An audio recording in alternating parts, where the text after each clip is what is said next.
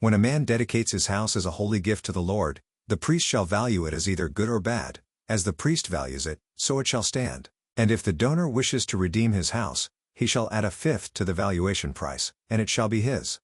If a man dedicates to the Lord part of the land that is his possession, then the valuation shall be in proportion to its seed.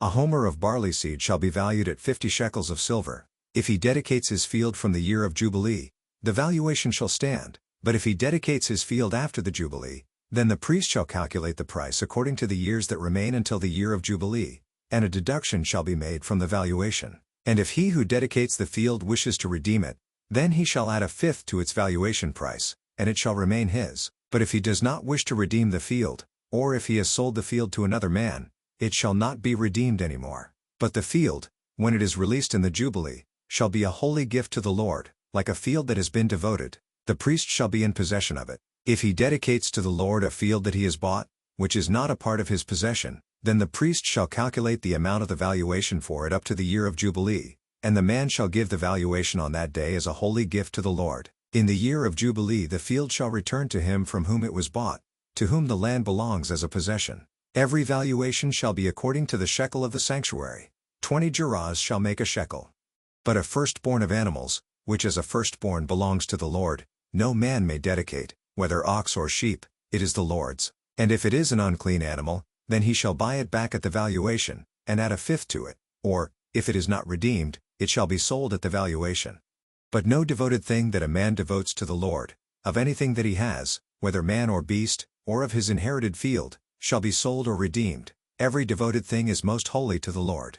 No one devoted, who is to be devoted for destruction from mankind, shall be ransomed, he shall surely be put to death. Every tithe of the land, whether of the seed of the land or of the fruit of the trees, is the Lord's, it is holy to the Lord. If a man wishes to redeem some of his tithe, he shall add a fifth to it. And every tithe of herds and flocks, every 10th animal of all that pass under the herdsman's staff, shall be holy to the Lord. One shall not differentiate between good or bad, neither shall he make a substitute for it, and if he does substitute for it, then both it and the substitute shall be holy, it shall not be redeemed. These are the commandments that the Lord commanded Moses for the people of Israel on Mount Sinai. The Lord spoke to Moses in the wilderness of Sinai, in the tent of meeting, on the first day of the second month, in the second year after they had come out of the land of Egypt, saying, Take a census of all the congregation of the people of Israel, by clans, by fathers' houses, according to the number of names, every male, head by head, from 20 years old and upward, all in Israel who are able to go to war, you and Aaron shall list them, company by company. And there shall be with you a man from each tribe, each man being the head of the house of his fathers. And these are the names of the men who shall assist you. From Reuben, Elisur the son of Shadur. From Simeon, Shalumiel the son of Zurishaddai. From Judah, Nashon the son of Amminadab. From Issachar, Nethanel the son of Zur. From Zebulun, Eliab the son of Helon. From the sons of Joseph, from Ephraim, Elishama the son of Ammahud. And from Manasseh, Gamaliel the son of Pedazur. From Benjamin, Avidan the son of Gideoni. From Dan, Ahiezer the son of Ammishaddai. From Asher, Pagiel the son of Ochran. From Gad, Eliasaph the son of Duel. From Naphtali, Ahurah the son of Enon. These were the ones chosen from the congregation, the chiefs of their ancestral tribes, the heads of the clans of Israel. Moses and Aaron took these men who had been named, and on the first day of the second month, they assembled the whole congregation together, who registered themselves by clans, by fathers' houses, according to the number of names from 20 years old and upward, head by head, as the Lord commanded Moses. So he listed them in the wilderness of Sinai.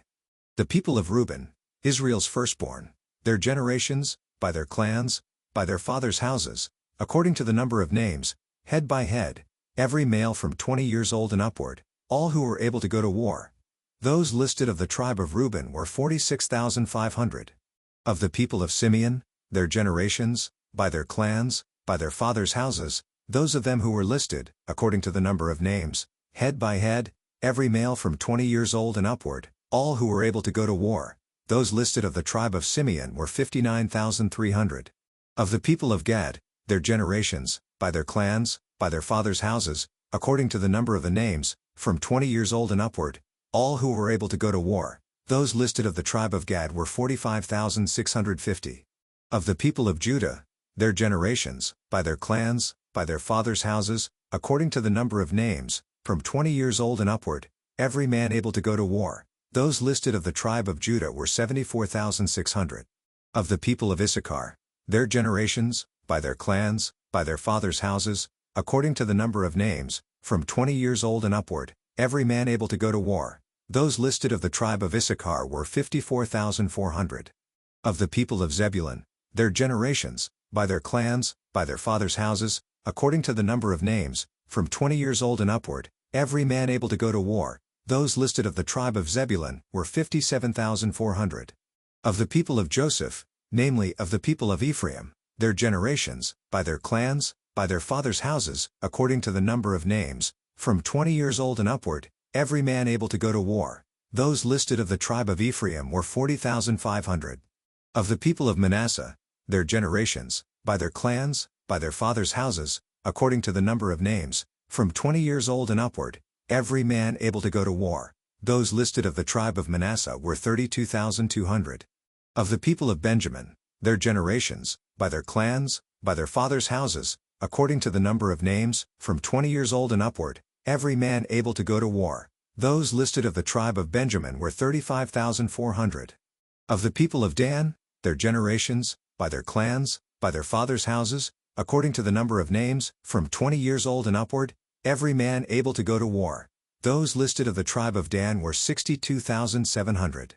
Of the people of Asher, their generations, by their clans, by their fathers' houses, according to the number of names, from 20 years old and upward, every man able to go to war. Those listed of the tribe of Asher were 41,500. Of the people of Naphtali, their generations, by their clans, by their fathers' houses, according to the number of names, from 20 years old and upward, every man able to go to war. Those listed of the tribe of Naphtali were 53,400.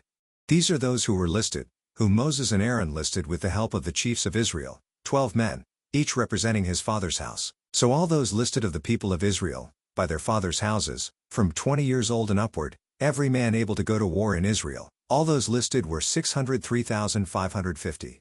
But the Levites were not listed along with them by their ancestral tribe.